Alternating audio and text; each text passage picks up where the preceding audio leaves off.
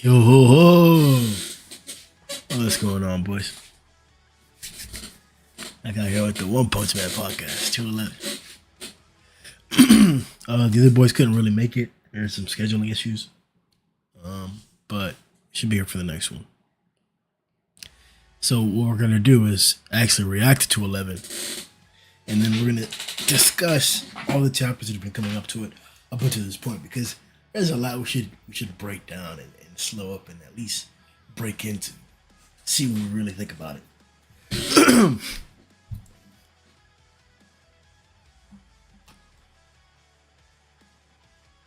211. The plan. So God's offer to Void, a noble mission.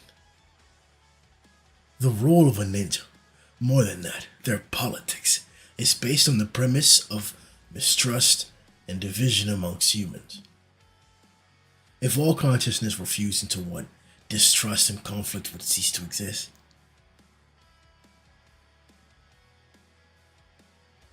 Is that his real plan, or like, because all of the other proposals or deals or offers haven't involved an explanation of his plan.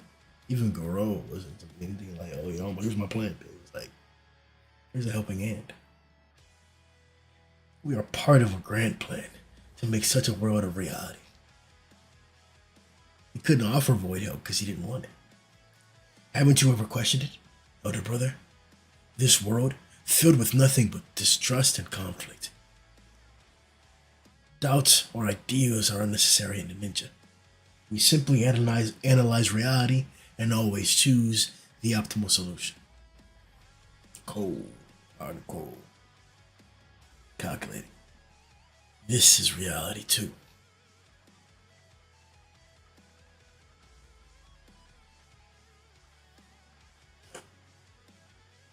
Now, will you make this choice? Bro, another offer. Take my hand again, dude. Clothes rip off. This is where he should have realized, like, oh, what the fuck is going on, bro? Along with us, elder brother, a world without distrust and conflict. Could such a thing truly exist? Or peace? And he went after it. That's why. The two caught glimpses of each other's memories. Were those Void's memories? Could this be an effect of teleportation?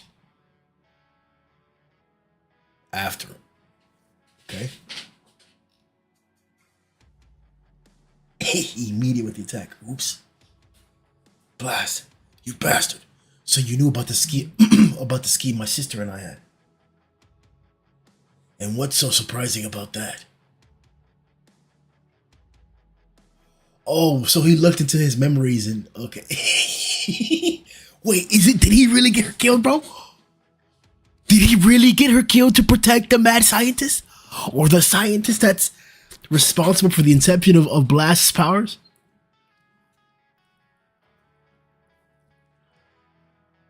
Oh, smacked the tube, sent his ass. I can see through lies. Oh, shit. I like strong people. Maya did too. That's all there is to it. Petty tricks and conspiracy are trivial matters. Bro, so that's crazy, bro. He nutted her, bro. Got her pregnant, bro. Just like, she's strong, but that's it. Like, what, bro? More importantly, isn't there a pressing reason why you need to shut me up quickly? Yo. These boys out here, bruh. Yo, this good. Indeed. Yo, letting you leave here alive is no longer an option. Oh, shit. Oh, shit. Yeah, bro. He really may have been responsible, bro. He really may have been responsible. Is Blast a power-hungry monster, bro? Does that dialogue confirm that what Empty Void's preconceived notions about how Maya's death came about were actually true?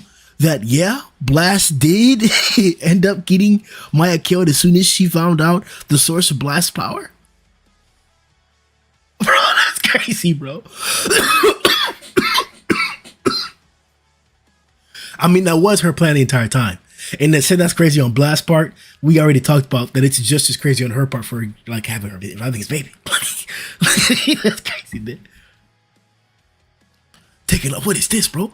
What is this, bro? Is it the speed of light type shit? Bro? What is this, bro?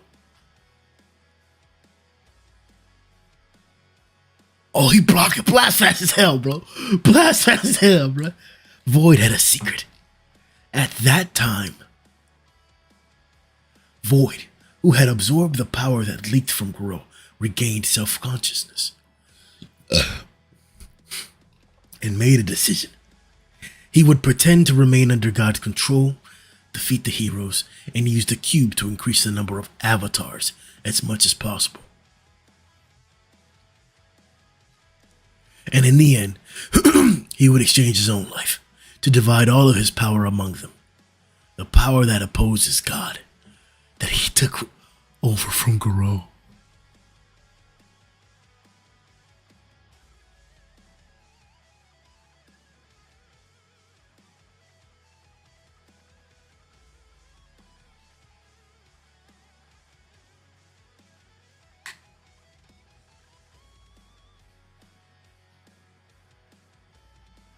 He was gonna turn them into like suicide drones, bro.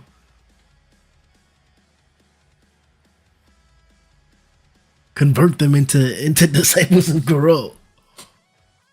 The fist that turned against God. Indeed, it is the Saitama, bro. And use them to defeat God.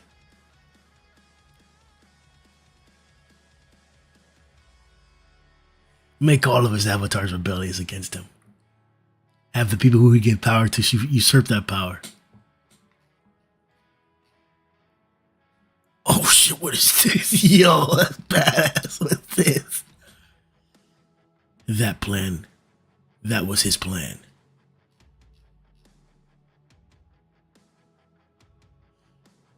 That's an ominous ending right there, bro. With him burning up like that. What do you mean that was his plan, bro? That's an ominous panel right there, bro. That's like one of the most ominous panels we've seen, bro.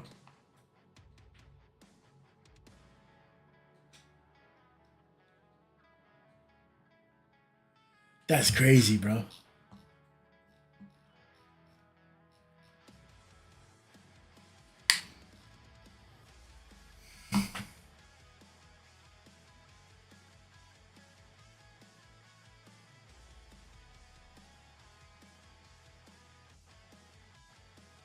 So here's my thought process. Hold on, let me make sure the stream's going well. I always fuck it when I do that. Make sure we're up and running. Okay. We're good. Let me go ahead and share this. But this is crazy, bro. Like how cause you it would be different if we knew exactly like let's see.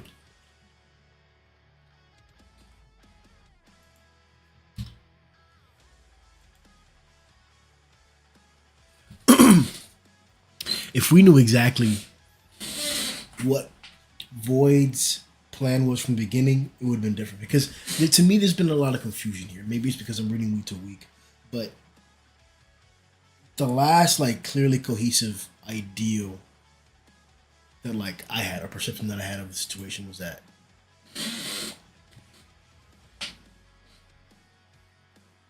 God wants the destruction of humanity, obviously. And we keep getting that confirmed even in this chapter with like, oh, let's cease all the infighting by like becoming one or something like that. What how did they put it exactly? If all consciousness were fused into one. Like, that's what he's talking about. Like, and there's no way that you can interpret that besides the negative manner. We know what the true ominous intentions are. Like, even if we can't define it as like that God wants the destruction of all of humanity, even if we can't say that exactly, which I think we can clearly say that. This is what the implication of that is, the ominous implication. Like, If all consciousness were fused into one, what does that mean? So that we all have one opinion, so that we all have like one way of thinking, like one way of going about it, like ultimate control, absolute control, like the what was it called, the absolute world order, the single government, the world government, as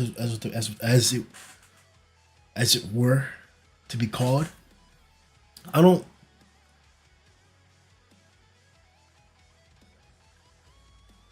And it's funny that he he used the infighting of the ninja as like the catalyst for change there, because that's what Flashy was talking about. That's what Sonic's talking about. Like Flashy's been saying that the organization, not the organization, but all the different ninja, all the different assassin organizations, gangs, they've been trying to kill him for a long time. Those are people trying to kill him. That was like the nefarious or the evil quote unquote activity that he had behind the scenes, going around killing people. It was that people were coming to assassinate him. That's the definition of the infighting that we've seen there. That's what he wants to stop. Same thing with Sonic. How horrid the association or the ninja group is, like, I guess it's called the Foundation or whatever. Like,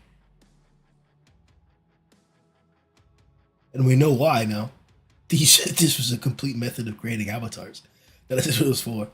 Like, that's why Empty Void made it 100%. But like, or not why he made it, but like, that's what it ended up being. God came in and usurped the purpose of that foundation for that. Even that is nefarious because of how rigorous it is in the final result and what you need in that lifestyle. So of course that would make sense. Of course that would ring a bell. That would resonate with Empty Void. Like, he's only running the foundation so rigorously because it's required. You need ninja of that ilk, of that nature, who've gone through those types of issues to be that capable to hold out. Because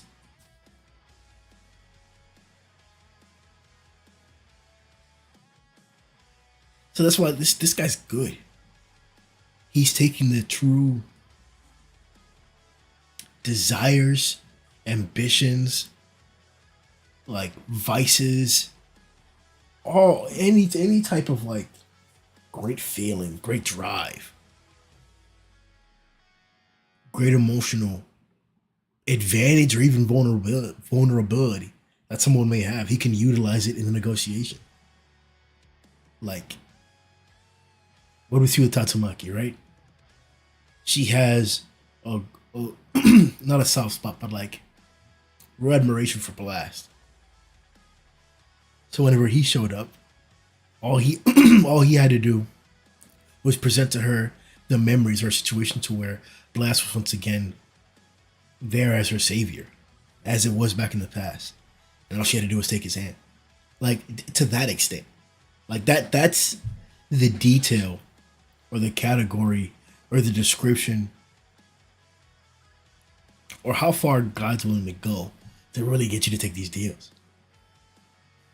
Offering Garou, like, bang, offering Garou a hand, like, he had Homeless who was gonna end it. Like, how extreme of an emotional state do you have to be in for that?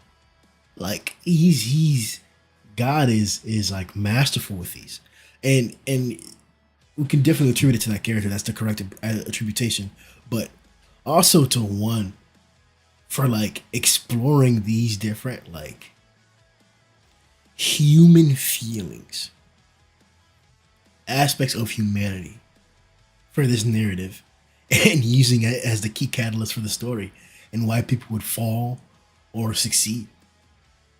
Like, this is once again reiterating the name of the series, One Punch Man. Like, he really is invincible, even in this abstract concept, to where these people are turning down or accepting these deals based on the greatest vulnerabilities or someone taking advantage of their greatest strengths and ambitions. But Baldy was able to see through it like nothing. This isn't just like the Phoenix space where Phoenix Man is trying his hardest like a salesman to try and convince Child Emperor, playing on his doubts. Like, this is dynamic. This is dynamic. Like, why do you go to Psychos? Like, you just show her magnificence. That's what you just do. Something magnificent. You show her the planet. Like, you show her like something much much greater than her. Like, I don't know how you want to describe it, but that was the offer. So now, I just wanted to talk about that first because I'm really really appreciating that aspect of the story. Because when you look at One Punch Man, you don't necessarily have a straightforward narrative like you did in Attack on Titan, where they were trying to recover the walls and discover the secrets of the Titans, right? And it ended up being that in that process they found a way of getting rid of the whole problem, or confronting the whole problem, or finding the reality of the whole problem, something like that. It's not straightforward like that. This is just caped. This is the story of caped, and we're seeing the different things that are going around and around in his storyline as he progresses to this point. Like, this isn't a story about the whatchamacallit, Empty Void and Blast. This isn't a story about the Martial Association. This isn't a story about Garou. This is a story about Saitama. And we're getting so much detail and such a well thought out implementation of the main villain's influence on characters throughout the storyline. These are major players. It's not like you had some main villain of the faction who sent out one or two guys to go do something. That's not what's happening here. That's not what's happening here. God has always had a mission. He's always had a plan. God has always had a singular goal. Now we're seeing the details of it. Who's fallen for it? The pieces in the chessboard that maneuvered for him and against him. What do we have against him? Garou in the slightest, but that was still to his benefit. Saitama revealed his biggest threat, revealed the player on the other side of the chessboard. Blast has been the queen of the opposition, fighting him constantly, always being a thorn in God's side. Sitch, right? Rattling up the resources behind the scenes to try and, I guess, mitigate what we believe in theory to be the side effects of God's meddling on the planet. The fact that we're seeing more and more appearances of monsters we believe to be a side effect of God's influence on the planet for some reason, or his direct power, maybe his own cause. That's the strongest theory. That's the theory of God. But we can't necessarily say that's true. So that's why Sitch's role can be argued. But Sitch is still a big player. Like, these people have always been around and we're just learning about them. That's what's so badass about this. We had no idea this was going on at all. We were sitting there just, I'm a hero for fun. I mean, you're a professional hero now. Like, yeah, like, out there beating Deep Sea King back, bro. Just cooling, bro. Doing that thing. And then aliens come out of nowhere? Like, when, like, what, bro? Like, it's been crazy, bro. And now we find out that there's an interdimensional being that seems to be almost all powerful, if not omnipotent. To the point that one of its disciples has the ability to travel in between dimensions and attack the planet as if as if he were a literal, like, colossal in space. Like,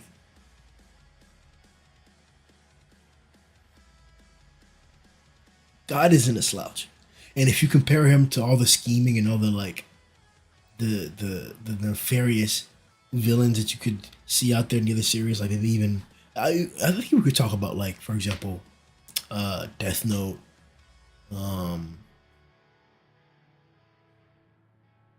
Code Geass. Don't get me wrong, these are, like, multi-layered, like, intricate schemes that these people have had, where, like, they're anticipating in other people's actions, setting plans, plan B's, backup plans, like scenarios that are going to occur, plans of actions. Whenever everything goes wrong, it really ends still in their favor. They've set out or created scenarios where they can only win, and even when it looks in the worst of times, the absolute worst of times, it's playing to their particular benefit for an alternative plan, something like that. I'm not necessarily saying that God's to that extent, but he's definitely showing the signs of that being the case. That being the case, 100%. Him targeting the foundation for whatchamacallit, for disciples. Like that was an accident. You literally said it. Like, good job. So I'm excited. I'm excited to like to the stream here. This is why I love the story building on Punch Man. Flashy Flash bring trash, but trash to the table. Yeah, you already know that. You already know that. Come third. Come third. Let's put this back up.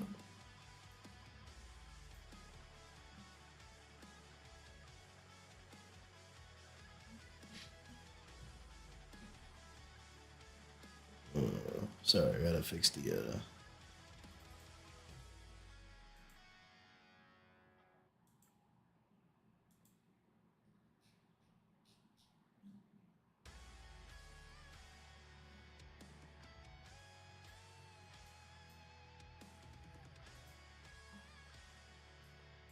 my bad, bro.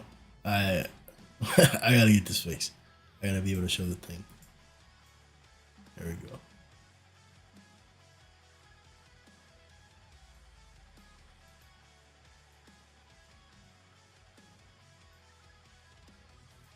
There we go. All right. But yeah, that's just touching on like admiring like God's like plan so far and how well one's doing with switching it up that way. Um, so let's also talk about let's just chill for a second because I don't want to necessarily touch on the Neo here. There's a lot more to explore. If you guys want to hop in or add to the discussion, you can join to the Discord. I'm in the voice chat. Let's talk about the power here because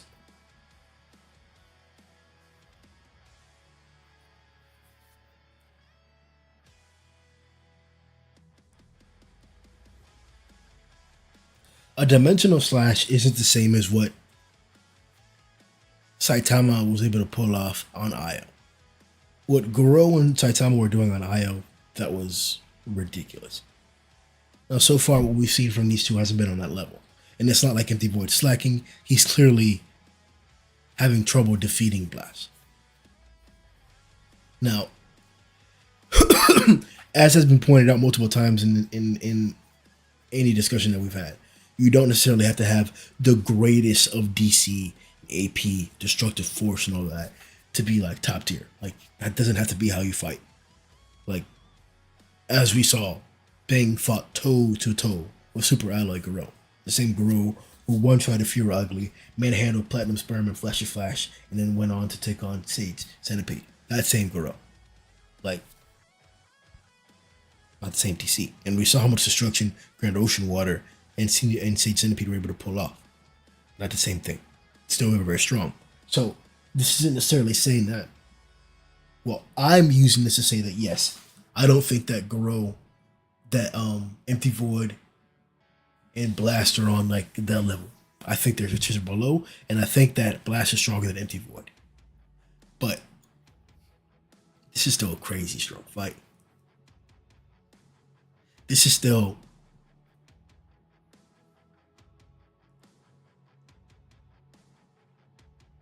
I don't know what it's missing, bro. I guess that's what I'm trying to get at, like, because this is everything, bro. We're finally seeing Blast, like that last fight, bro. That last in the last chapter or the last two chapters where they were going after it, where like Blast had his arm cut off, but like Blast was going in there at first, bro. Like he wasn't letting Empty Void out there, bro. Just like piecing him up with everything, using the portals, and much more efficiently than we first saw it up against Garou. So like. And we see that this guy's not like the sentimental type. Like he does have some like nefarious, maybe not nefarious. I keep saying that, like not absolute good to him.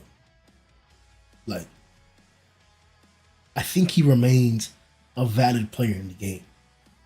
Like where he would be willing to kill Empty Void at any time if he needed to. Let me not say that because we've seen him hold back, but like you get what I'm saying. Like he has the ability to go there if he needs to, and I think we're about to get there. It's just that how do you deal with this, man?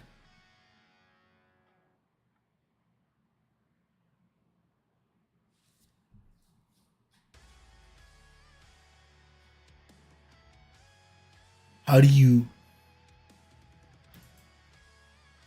Because Garou was more straightforward. Like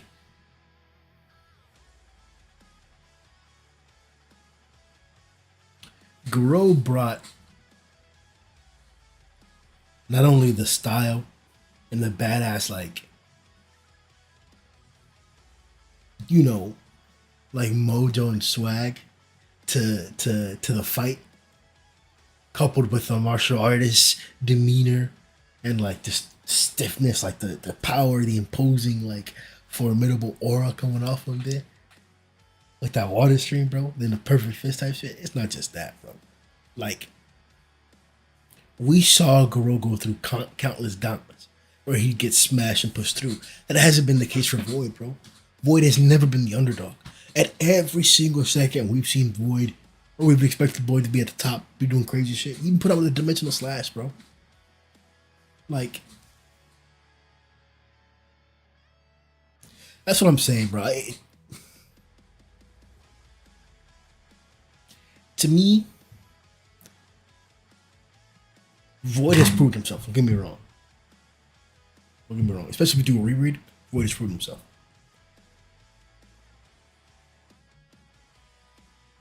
I just need to see him overcome adversity. That'll get me to like him more. Because right now he's really just getting stumped. He's supposed to be that guy, and at every single turn, Blast is showing up. Don't get me wrong, Blast also an arm, but I've never thought that Blast was like out of the fight at any time period. It even made it seem like that whenever he started to go into even quicker action, within his arm was off. Like, give me 1 second, boys. Yep.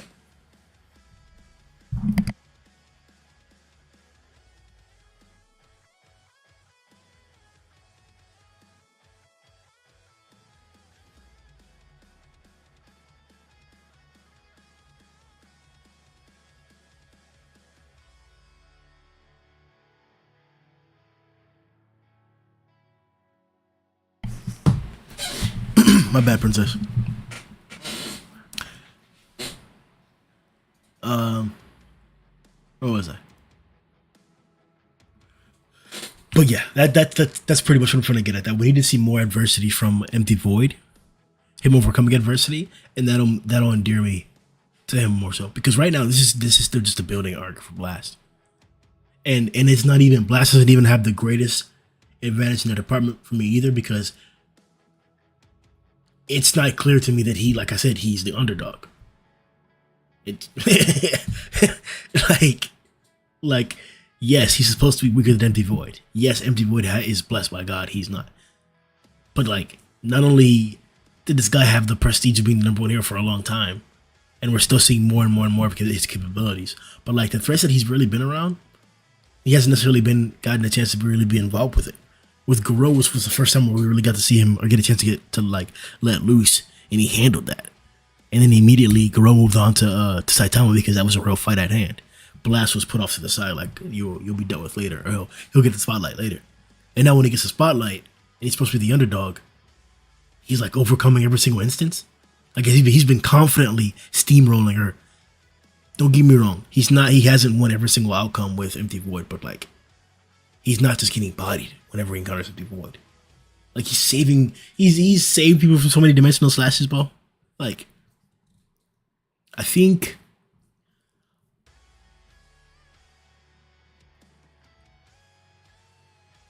I don't know. I want to see what more develops from here, because these past few chapters have also been an extended fight between Empty Void and Blast, and rereading it together will give you a different insight as well.